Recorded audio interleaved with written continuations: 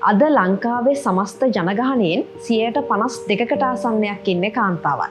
ඒ වගේම අද වෙද්දි ශ්‍රී ලංකාවේ දළදේශීය නිෂ්පාදනයට වගේම විදේශ ප්‍රේෂණ ඉහළ නංවන්නටත් කාන්තාවන් දක්වන දායකත්වය සුළුපටු වෙන්නේ නැහැ. කඳුකරේ වතුවල වැඩිපුරම වැඩ කරන්නේ කාන්තාවන්. මැද පෙරදිග වැඩිපුරම රැකියා කරන්නේ කාන්තාවන්. ගිය අවුරුද්ද පුරාවට ලංකාවට විදේශ ශ්‍රමිකයන්ගෙන් ලැබුණු ප්‍රේෂණ ප්‍රමාණය ඩොලර් බිලියන 8කට ආසන්න සංඛ්‍යාවක් වුණා.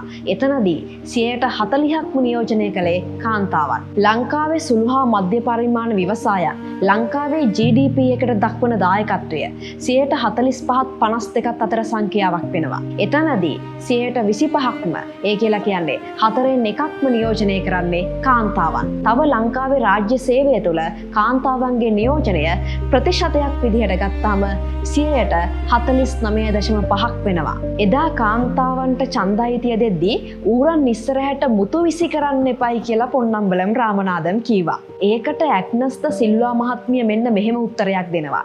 නියම ඌරන් වෙන්නේ කාන්තාවන් කිසි දෙයක් දන්නේ නැහැ වගේම නූගත් කියලා හිතන පිරිමියා කියලා කිව්වා.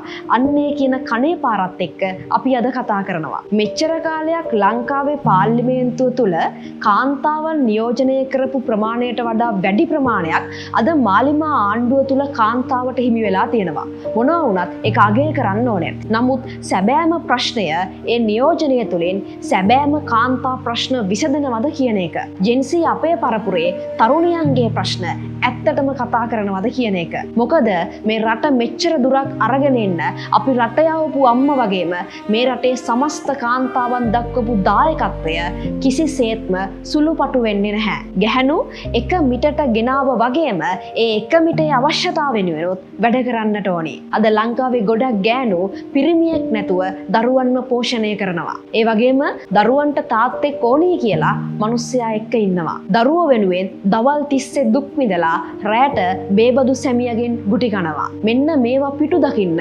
ජෙන්සී අපි එකතු වෙන්න ඕනි. මේ වෙද්දි පාර්ලිමේන්තුව තුල ජෙන්සීලාගේ හඬට කිසිම ඉඩක් නැහැ. ඊළඟ පාර්ලිමේන්තුව තුලවත් ජෙන්සීලාට හඬක් එන්න ඕනේ.